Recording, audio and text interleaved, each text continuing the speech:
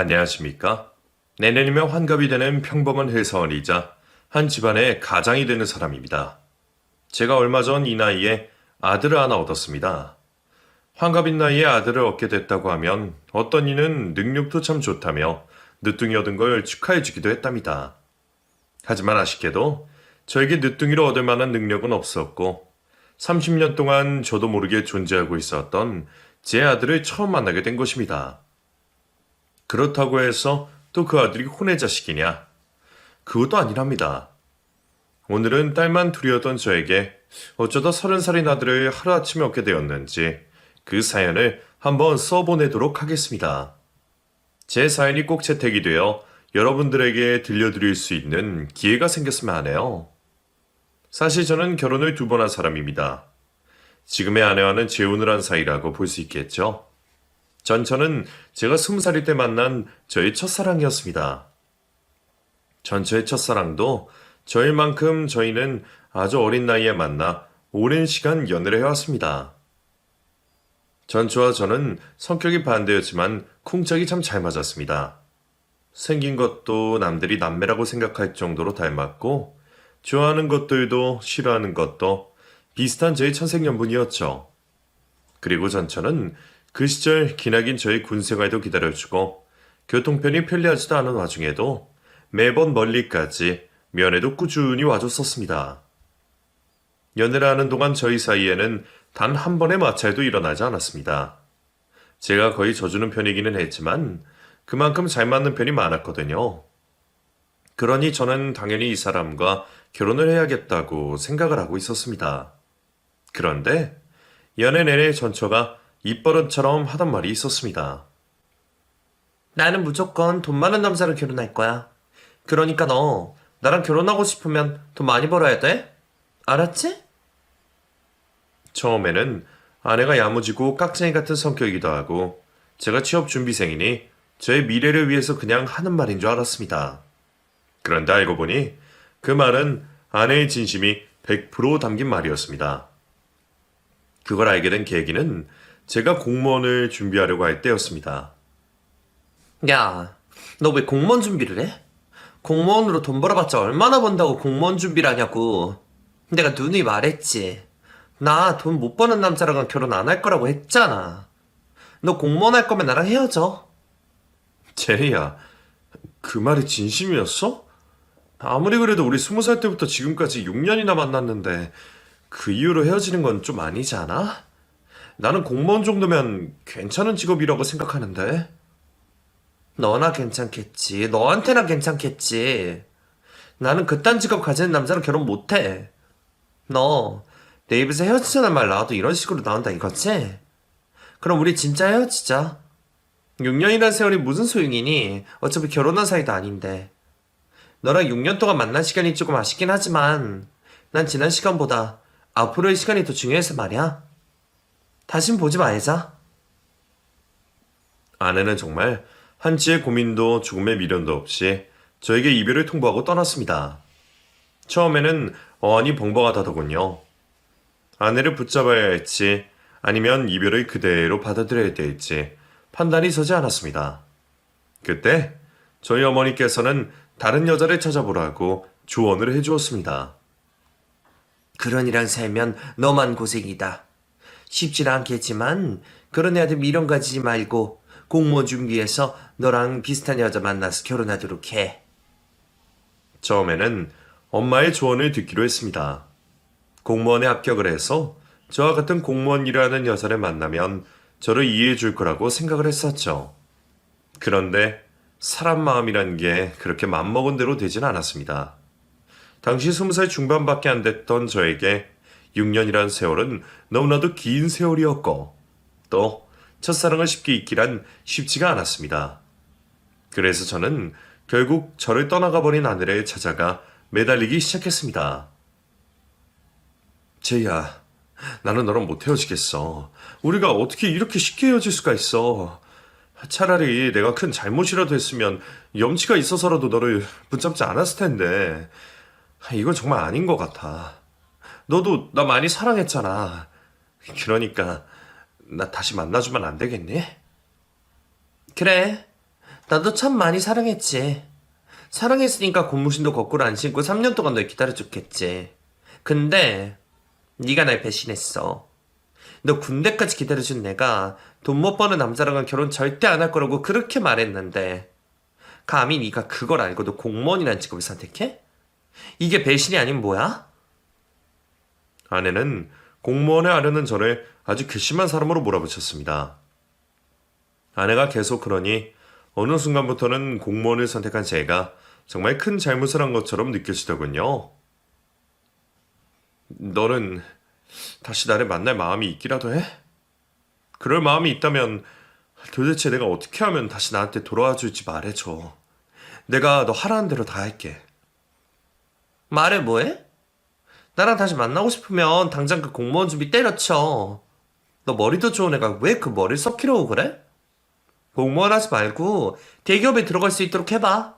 그럼 내가 너 다시 만나줄게. 대기업?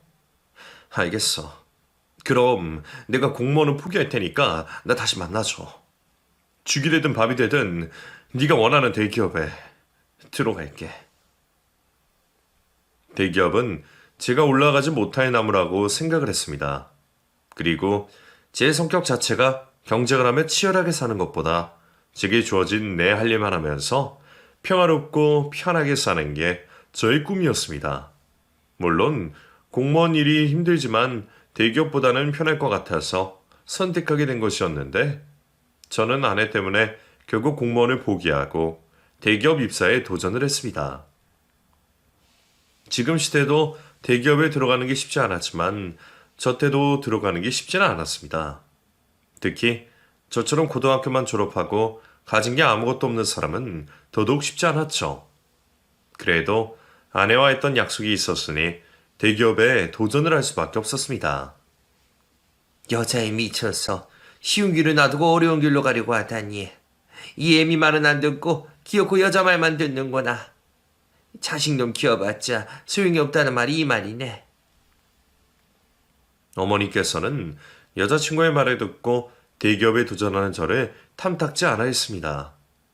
심지어 제가 대기업에 들어가겠다고 몇 년이나 고생했기 때문에 대기업 가라고 시킨 아내와 그런 아내의 말만 듣는 저 때문에 크게 화가 나신 듯 했습니다.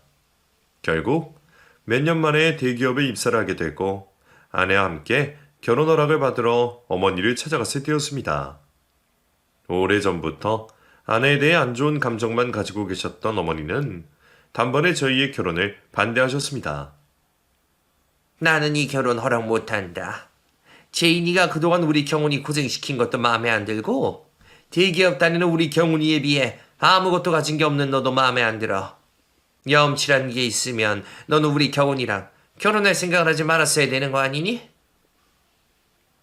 저는 어머니가 아내에게 상처가 되는 말만 내뱉으시며 반대를 하시는 걸 보고 아내가 걱정이 됐습니다. 아내가 당연히 기가 죽고 속상해할 줄 알았는데 아내는 오히려 그런 저희 어머니의 말에 코웃음을 치며 어머니의 말에 지지 않고 받아쳤습니다. 어머님, 말씀을 그렇게 하시면 안 되죠. 대기업 다니는 어머님 아들에 비해 제가 가진 게 없다고요? 어머님 아들이 어떻게 대기업에 들어갔는데요? 저 때문에 들어간 거 아닌가요? 경훈이를 낳은 건 어머님이겠지만 지금의 경훈이를 만든 건 저라고요. 왜 그걸 생각 못 하세요? 네가 우리 경훈이 닥달하지만 않았어도 우리 경훈이 스트레스 안 받고 공무원 하면서 편히 살을 수 있겠다. 네가 경훈이한테 대기업이니 어쩌니 이상한 소리를 해야 돼서 우리 애가 몇 년 동안 고생을 하지 않았냐. 그리고 네 말 때문에 대기업에 들어간 건 맞아도 어쨌든 우리 경훈이 노력 때문에 들어간 건 사실 아니니? 어머님, 그 노력도 제가 없었으면 불가능한 노력이었어요. 경훈이 애는 인생을 쉽게 살고 싶어하는 애라 도전도 노력도 안 하는 사람인데 제가 정신 개주시켜 놓은 거라고요. 어머니와 아내는 저를 두고 한참을 싸웠습니다. 이러다가는 아내와 결혼식 근처에도 가지 못하겠다 싶었는데 어떻게 엄마에게 결혼 허락을 받기는 했습니다. 엄마가 아내에게 백기를 든 것이죠. 어휴, 그런 독하는 아내 며느리가 된다고 생각하면 끔찍하긴 하지만 걔 말대로 네가 대기업에 들어간 건 어쨌든 제이 때문이니 그 공을 생각해서 결혼 허락은 해주마. 애가 독하긴 해도 머리가 똑똑해서 그런 거니까 결혼하고 나서도 제이 말 잘 들어. 그래도 너무 기죽이거나 사람 못 살게 굴면 그때 예미한테 말해. 어머니가 아내의 공을 인정해 주셨습니다. 성격이 마음에 들지는 않기는 했지만 제가 아내와 결혼을 하면 어머니는 제가 더 잘 될 거라고 생각을 하시는 듯 했습니다. 결혼 후 어머니의 말씀대로 아내의 말을 잘 들으며 살아야겠다고 다짐을 했습니다. 그런데 아내가 갑자기 저에게 대출을 해달라고 하더라고요. 여보, 당신 앞으로 대출 얼마까지 받을 수 있어? 나 돈이 좀 필요해서 그러는데 대출 좀 받아줘. 내 앞으로는 돈이 얼마 안 나오더라고? 대출? 갑자기 무슨 대출? 당신이 그런 큰 돈이 뭐가 필요하다고 대출을 받아달라고 하는 거야? 어디다 쓰려고? 지금 나 무시해? 나도 큰 돈 쓸 때가 있으니까 지금 당신한테 이야기 꺼낸 거 아니겠어? 내가 뭐 이유 없이 행동하는 거 봤냐고. 결혼 전엔 그래도 이 정도까지는 아니었는데 결혼 후 아내는 정말 막무가내였습니다. 제 삶에 자신이 미치는 영향이 크다고 생각을 했는지 저를 자기 손바닥 위에 올려두고 저를 휘두르려고 했죠. 무시한 건 아닌데 무슨 이유 때문인지를 말해줘야지. 무작정 대출해달라고 이야기를 꺼내면 내가 어떻게 해줘. 나 빵집 하나 차리려고 그래? 내 친구 동네에 종합병원이 하나 새로 생기는데 거기 1층에 괜찮은 자리가 있다고 하더라고? 친구가 거기에 빵집 차리면 장사 잘 될 거라고 해서 내가 들어가서 할 생각이야. 왜? 안 돼? 당신 빵도 만들 줄도 모르고 장사 같은 거 한 번도 안 해봤는데 대출까지 해가면서 빵집 차리기엔 너무 도박 아니야? 그리고 친구 말만 철석같이 믿고 그러기엔 너무 위험한데? 제가 조심성이 많은 것도 있지만 생전 빵 한 번 만들어 본 적 없고 빵도 안 좋아하는 사람이 빵집을 차린다고 하니 아내 말만 듣고 대출을 해주고 싶지는 않았습니다. 하지만 제 아내가 어떤 사람입니까? 시어머니 앞에서도 눈 하나 깜빡 안 하고 싸우던 위인이 아니겠습니까? 당신이 해달라고 하니까 일단 해주긴 하는데 하다가 영 아니면 바로 손 떼도록 해. 결국 저는 아내에게 제 이름으로 대출을 받아 빵집을 차려주고 말았습니다. 빵집을 차려주면서도 마음이 너무 찝찝했습니다. 아내가 똑똑한 사람인 건 알았지만 큰 돈이 걸려 있으니 불안한 건 어쩔 수 없더라고요. 그런데 아내는 불안해하는 저 보란 듯이 빵집을 잘 운영해 나갔습니다.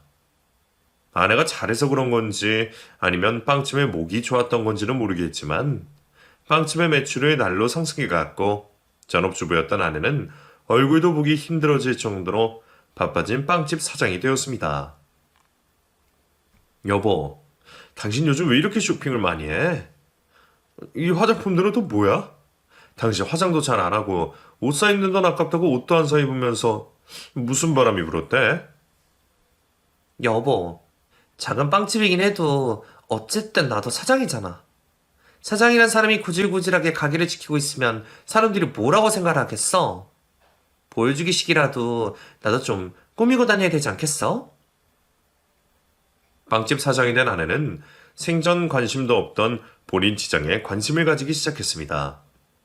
단벌 신사라고 해도 과언이 아닐 정도로 옷 한 번 사 입는 꼴을 보여준 적이 없던 아내는 주말만 되면 백화점으로 달려가 옷들을 사 입었고 결혼식 날 말고는 화장 한 번 하지 않던 아내는 매일같이 얼굴에 분칠을 하기 시작했습니다.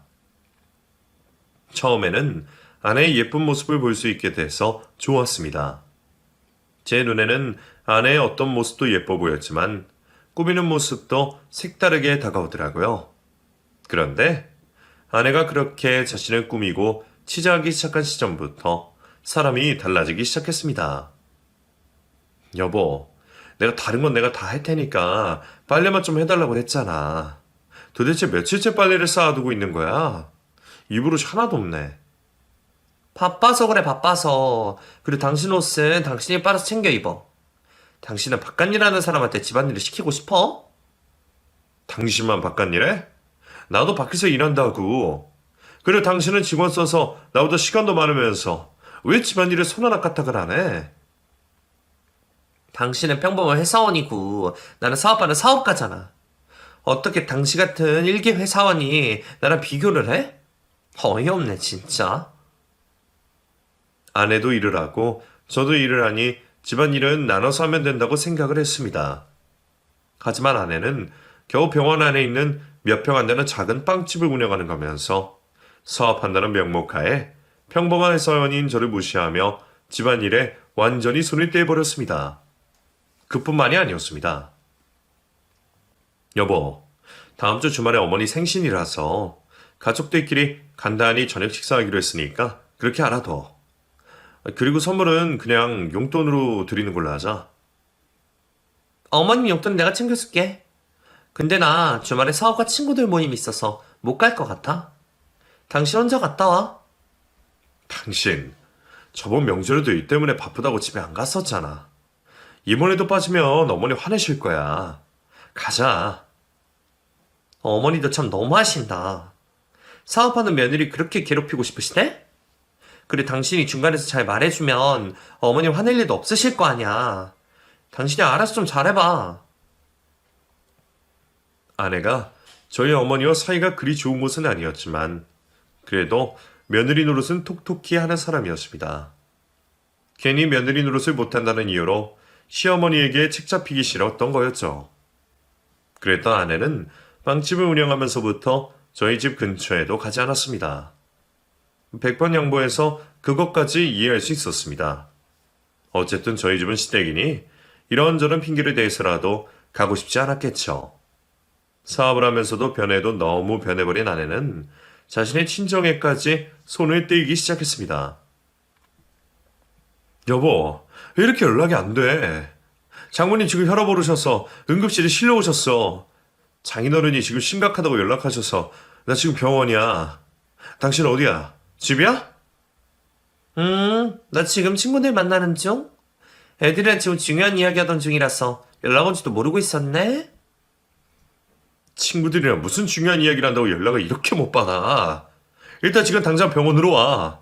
장모님 지금 위독하셔. 아니야. 엄마 이전에도 혈압 때문에 몇 번 쓰러지셨어? 병원에서 심각하다고 하셔도 별일 아닐 거니까 너무 유난 떨지 말고. 우리 아빠나 당신이 좀 챙겨줘. 우리 아버지 열이시잖아? 아내는 자신의 친정엄마가 쓰러지셔서 위독한 상황에서도 바쁘다는 핑계로 병원에 찾아오지 않았습니다. 집안일도 시댁일도 그리고 자신의 친정집 일도 모두 저에게 떠넘겨버렸죠. 그 정도가 너무 지나치다는 생각이 들었던 제가 아내에게 빵집을 그만 접으라고 말했습니다. 당신 이럴 거면 그 빵집 다른 사람한테 넘겨줘. 당신 그 일 시작하고 바빠진 거 어느 정도는 인정할게. 그런데 가족들도 내팽개칠 정도로 바쁘게 지낼 일이냐고.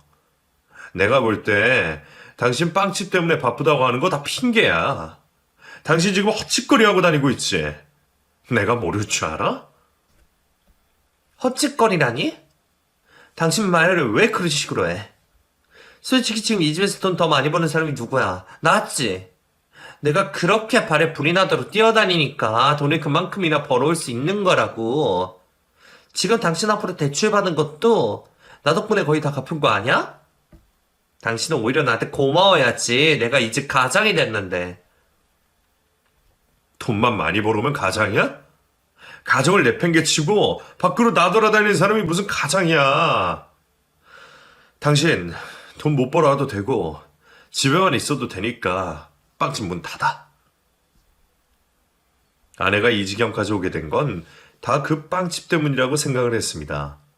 아니면 아내가 빵집 문을 열도록 정보를 알려주고 계속해서 아내를 밖으로 끌어들이는 저는 모르는 아내 친구 때문이라고 생각을 했죠. 아니면 당신 소진이라는 그 친구랑도 그만 만나. 수진 씨는 당신 기운인 거 알면서도 계속 밖으로 불러내고 사람이 어쩜 그렇게 기본이 안 됐어? 당신 그 사람이랑 그만 어울려. 싫은데? 지금 내가 소진이 덕분에 이렇게 잘 됐는데 어떻게 내가 먼저 소진을 끊어내? 나 앞으로 계속 소진이 만날 거니까 당신은 내 인간관계 신경 꺼. 내가 집안일에 손을 놔서 당신 지금 이런 거면 내가 좀 더 신경 쓰도록 할게. 그럼 됐지? 더 이상 아내와는 대화가 되지 않았습니다. 빵집 문을 닫으라는 저와 절대 그럴 수 없다고 하는 아내와 대치를 하다 저희는 매일같이 싸우기 시작했습니다. 그 누구도 물러설 생각을 하지 않았죠. 서로가 지쳐갈 정도로 매일을 싸우게 되자 어느 날 아내가 저에게 말도 없이 짐을 싸들고 집을 나가버렸습니다. 나는 더 이상 나를 이해 못해주는 남편과 한 집에서 살 수가 없어. 잠깐 떨어져 지내면서 우리 관계에 대해 다시 생각해보자. 메모 한 장만 달랑 남겨두고 집을 나가버린 아내는 찾으러 저는 아내가 운영한다는 빵집으로 찾아갔습니다. 아내가 어느 순간부터 오지 못하게 해서 오랜만에 들린 빵집인데 직원들이 모두 바뀌었는지 제가 아는 직원이 단 한 명도 보이지 않았습니다. 사장님 만나러 왔는데 사장님 어디 계세요? 사장이요? 제가 사장인데 무슨 일로 오셨어요? 직원인 줄로만 알았던 사람이 자신이 이 빵집의 사장이라고 말을 했습니다. 여기 사장 이재희 씨 아닌가요? 저 이재희 씨 남편 되는 사람인데 그쪽이 여기 사장님이시라고요? 아, 이재 씨는 이전 사장님이신데요. 남편분이신데 그것도 모르고 계셨어요? 저 한 달 전에 이재희 씨한테 이 빵집 넘겨받았어요. 정말 남편 맞아요? 빵집 사장이라는 사람이 오히려 저를 의심하고 드는 상황이 되고야 말았습니다. 저를 이상하게 보는 빵집의 새로운 사장님을 뒤로하고 저는 아내에게 계속해서 연락을 시도했습니다. 아내가 집에 나갔을 땐 아내를 잘 달래주고 몇 번 맞춰주다 보면 다시 돌아올 거라고 생각을 했습니다. 대화를 하면 해결될 일이라고 생각을 했죠. 그런데 아내가 저 몰래 빵집을 다른 사람에게 넘기고 사라져버린 거라면 이건 단순한 문제가 아니라고 생각을 했습니다. 일주일 넘게 아내에게 연락을 시도하고 아내의 행방을 찾아 헤맸습니다. 제가 거의 아내를 괴롭히다시피 연락을 하니 결국 아내가 집으로 돌아왔습니다. 우리 시간을 좀 가지면서 우리 관계에 대해서 좀 더 생각을 해보자고 했잖아. 왜 내 말을 무시해? 왜 이렇게 사람을 괴롭히냐고? 당신 빵집 다른 사람한테 넘겼던데 무슨 일이야? 왜 나한테 말도 없이 다른 사람한테 빵집을 넘긴 거야? 그걸 왜 당신한테 말해야 돼? 그 빵집 내 빵집이지 당신 빵집 아니야. 사장인 내가 넘긴다는데 당신이 왜? 그리고 당신 어차피 내 빵집에 관심도 없었잖아. 왜 이제 와서 참견질이야?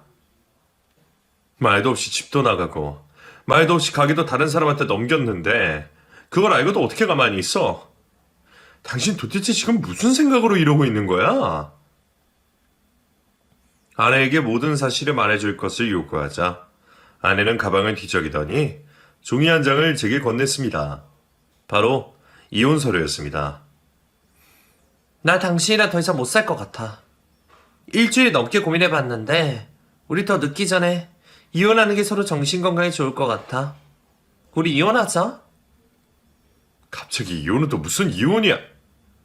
요즘 세상에 이혼하면 얼굴도 못 들고 다니는 거 당신도 알잖아. 그리고 우리 사이에 무슨 문제가 있었다고 이혼을 해? 지금은 이혼이 아무것도 아닌 시대지만 제가 이혼할 때만 해도 이혼을 하면 저뿐만 아니라 저희 가족도 동네에서 얼굴을 못 들고 다닐 정도로 부끄러운 일이었습니다. 그런데 아내는 그런 이혼을 너무 쉽게 이야기를 꺼냈습니다.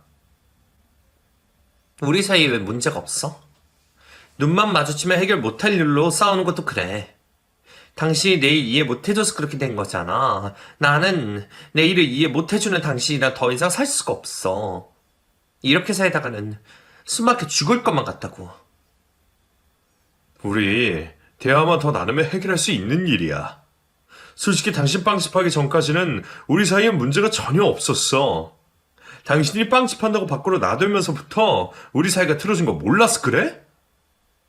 이것 봐. 당신은 지금도 내 탓을 하고 있잖아? 빵집 차린다고 당신 앞으로 빌린 대출금 남은 건 갚아주고 갈 테니까 좋게 말할 때 이혼서류 도장 찍어. 그리고 이혼 도장 찍기 전까지 나한테 연락하지 마. 아내는 자신의 도장이 찍힌 이혼 서류 한 장만 저에게 던져준 뒤 다시 집을 나갔습니다. 그런 아내를 이해할 수도 없었고 이미 돌아선 아내의 마음을 돌릴 자신도 없었지만 그래도 이혼만큼은 절대 할 수 없었던 제가 아내를 붙잡기 위해 정말 노력을 했습니다. 그런데 아내의 마음은 정말 단단히 돌아섰는지 아무리 붙잡아도 마음을 되돌릴 생각이 없어 보였습니다. 이런 상황에 놓이게 된 걸 알게 된 어머니께서 말씀하셨습니다. 다른 것도 아니고 남들 시선 때문에 그러는 거면 그냥 이혼 서류에 도장 찍어라. 그놈 애랑 더 살아봤자 너만 고생이지. 네가 뭐가 아쉬워서 그런 애라도 붙어 사니. 첫사랑인 건 나발이고 이제 그만 끝내. 어머니를 포함해 저희 가족들 모두가 저의 이혼을 응원해 주신 덕분에 저는 아내가 던져준 이혼 서류에 도장을 찍을 수 있었습니다. 가족들이 힘이 되어주지 않았다면 저는 정말 끝까지 이혼 서류에 도장을 찍을 수 없었을 겁니다. 이혼을 하고 난 후 아내가 마지막으로 이런 말을 하더군요. 이혼해줘서 고마워. 나도 나 잘 먹고 잘 살고 싶어서 그러는 거니까 당신이 이해해줬으면 좋겠어? 나중엔 당신도 이런 내 선택에 감사할지도 몰라. 당신이랑 내 사이엔 나중이라는 건 없으니까 고맙다는 소리 듣고 싶으면 지금 이 자리에서 해줄게. 이혼해줘서 고맙고 잘 먹고 잘 살아라. 아내와 이혼을 한 후 한동안 정말 힘들었습니다. 아내의 잘못으로 이혼을 하긴 했지만 아내와 함께 해온 10년이란 세월을 쉽게 잊어버리기란 쉬운 일이 아니었죠. 저의 연인이자 저의 가족이었던 사람이 하루아침에 제 곁을 떠난 사실을 받아들이기까지 2년이라는 시간이 걸렸습니다. 아내를 다 잊고도 다시 새로운 시작을 할 자신이 없었던 저는 한참을 혼자서 지냈습니다. 어머니께서는 더 늦기 전에 새 출발해라. 평생 오래 비로 살다 늙어 죽을게냐? 라며 재혼을 재촉하셨지만 집과 회사만 반복하던 제가 마땅히 재혼할 사람을 찾을 수도 없을 뿐더러 그럴 마음이 제게 없었습니다. 그러다 마흔이 될 때쯤 어느 여자를 만났습니다. 같은 회사 다른 부서의 직원이었는데 회사 동기가 회사 사람들 몰래 저에게 그 사람을 소개해 줬습니다. 강 과장도 이혼해서 혼자 산지 꽤 됐대. 남편이 바람나서 헤어졌다고 하더라고. 강 과장 정말 괜찮은 사람이라 내가 다리 놔주려고 하는 거니까 한번 만나봐. 회사에는 절대 소문 안 나게 내가 잘해볼게. 새로운 사람을 만나는 것도 저에겐 힘든 일인데 다른 사람도 아니고 회사 안의 사람을 만나려고 하니 겁이 났습니다. 괜히 만났다가 소문이 잘못 나기 시작하면 저뿐만 아니라 상대방도 회사를 다니기 힘들어지는 지경에 이를지도 몰랐으니까요. 그 걱정에 제가 몇 번이나 거절을 하자 동기가 소개해준다는 그 당사자가 점심시간에 저를 찾아왔습니다. 혼자서 회사 근처 벤치에 앉아 커피를 마시고 있는데 누군가 저에게 말을 걸더군요. 민경훈 과장님 맞으시죠? 저 마케팅 부서 강세영이에요. 저 아시죠? 한번 만나 뵙고 싶은데 계속 인연이 안 되는 것 같아서 제가 직접 찾아왔어요. 주변에 회사 사람도 없는 거 보고 왔으니까 안심하세요. 어떻게든 회피하고 있던 인연이 결국 이어지고야 말았습니다. 동기의 말대로 그 사람은 참 좋은 사람이었습니다. 마치 이렇게 될 줄 알고 그동안 제가 만남을 피해왔나 싶더라고요. 서로를 알게 된 지 1년도 되지 않아 저희는 재혼을 하게 되었습니다. 아내도 저도 서로 재혼인 만큼 결혼식은 생략하고 혼인신고만 한 뒤 살림을 합쳤습니다. 저와 같이 평화주의자 성격인 아내와의 결혼 생활은 정말 행복 그 자체였습니다. 전 저와 결혼하고 난 후 매일 불안에 떨며 살았던 결혼 생활과는 정반대의 삶이었죠. 재혼을 하고 저희에게 바로 첫 아이가 찾아왔습니다. 아내도 저도 나이가 있는 편이라 아이를 포기하고 둘만 사는 게 어떨까 하고 생각을 했었는데 기적처럼 아이가 저에게 찾아왔고 저희는 그렇게 연년생의 두 딸을 얻었습니다. 첫 결혼을 했을 땐 결혼이라는 게 이렇게 힘들고 사람을 괴롭게 하는 제 도구나라고 생각을 했는데 지금의 아내와 결혼을 하고 나서는 결혼이라는 게 안정적인 것이고 사람의 인생에 큰 행복도 가져다 주는 것이라는 것을 깨닫게 되었습니다. 천사 같은 지금의 아내와 토끼 같은 두 딸들 덕분에 그 힘겨운 회사 생활도 버티며 지금까지 잘 견딜 수 있었던 것 같습니다. 치열하게 살았던 젊은 시절과는 달리 쉰이라는 나이가 한참 넘은 지금은 마음 편히 정년퇴직만을 기다리고 있었는데 어느 날 회사로 생면부지 어떤 젊은 남자가 저를 찾아왔습니다. 이사님, 누가 이사님 찾아왔는데요? 이름이 최재민이라고 하는데 이사님 아시는 분일까요? 최재민? 처음 듣는 이름인데 잘못 찾아온 거 아니야? 다시 확인해봐. 그분이 이재희 씨 아들이라고 하면 된다고 하던데요. 어떻게 할까요? 들여보낼까요? 30년 만에 전처의 이름을 듣게 되자 불안한 기운이 감돌았습니다. 회사는 보는 눈이 많아 일단 제가 밖으로 나가 저를 찾아온 젊은 남자를 대면했습니다. 저를 찾아온 젊은 남자는 마냥 어려워 보이지만은 않은 나이로 보이는 남자였습니다. 이 남자와 전처는 도대체 무슨 관계이길래 저를 찾아왔나 싶었어요. 누구신데 저를 찾아오셨죠? 이재희 씨랑은 무슨 관계길래 저를 찾아오신 건가요? 그 사람이랑 저랑 안 보고 산 지 30년도 더 됐는데요. 민경훈이라는 사람이 제 아버지라고 하셔서 용기 내서 찾아왔습니다. 저 이재희 씨 아들이거든요. 저에게 아버지라고 하는 전처의 아들의 말에 저는 크게 웃어 보였습니다. 전처가 자신의 아들에게 무슨 말을 어떻게 했길래 전처의 아들이 전처의 거짓말에 홀딱 속아 저를 찾아왔나 싶었죠. 그쪽 엄마가 그쪽한테 무슨 말을 잘못한 것 같은데 그쪽은 제 아들이 아닙니다. 이재희 씨랑 같이 살았던 건 맞지만 저희 사이에 아들은 없었습니다. 딸도 없고요. 그 어떤 자식도 없었습니다. 엄마가 아버지한테 임신 사실을 숨기고 이혼을 하셔서 아버지가 모르셨던 것뿐입니다. 저 아버지 자식 맞습니다. 필요하시다면 친자검사도 할 수 있습니다. 제 말을 믿어주세요. 젊은 남자는 자신이 저의 아들이 맞는다며 제 앞에서 눈물을 흘리고 믿어달라고 호소하기 시작했습니다. 일단 이게 어떻게 된 일인지 더 들어봐야겠다는 생각이 들었습니다. 이게 어떻게 된 일인지 저한테 설명해 줄 수 있어요? 무작정 제 아들이라고 하면 저 당연히 믿을 수가 없죠. 제게도 아버지가 계셨습니다. 10살 때까지만 해도 그 아버지가 저희 친아버지라고 믿고 있었죠. 그 아버지도 제가 자신의 아들이라고 생각을 하고 지냈는데 아무리 뜯어봐도 제가 본인과 닮은 구석이 없다고 생각하시나 봐요. 제가 10살 때 의사였던 아버지께서 엄마 몰래 친자검사를 하셨고 그때 제가 자신의 아들이 아니라는 걸 알게 되셨습니다. 의사요? 의사 아버지라고 하셨습니까? 이제 그 사람이 저랑 이혼하고 의사랑 재혼을 했나요? 네, 엄마가 아버지 병원 건물에 있는 빵집을 하시다가 아버지를 알게 돼서 재혼을 하신 거라고 했습니다.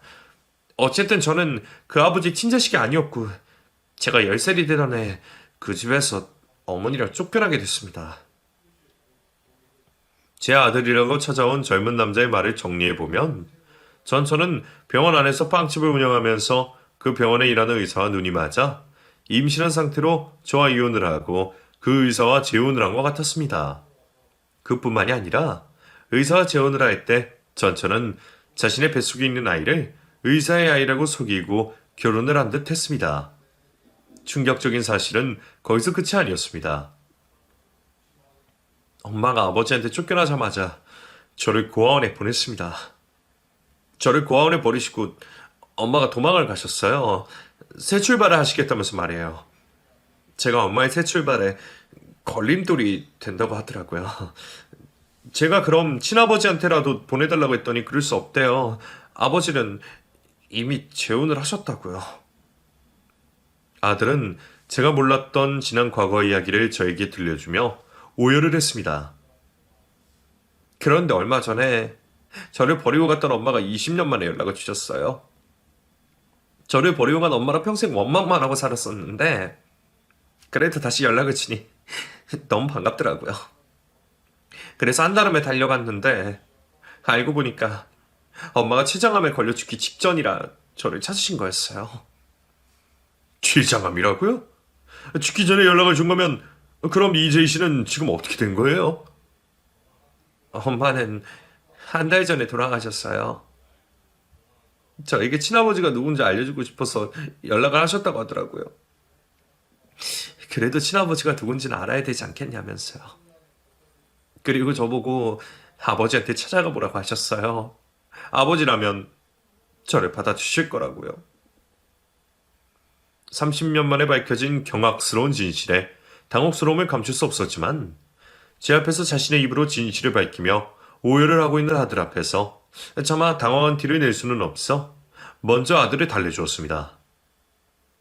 잘 찾아왔어요. 잘 찾아왔고 그동안 고생했어요.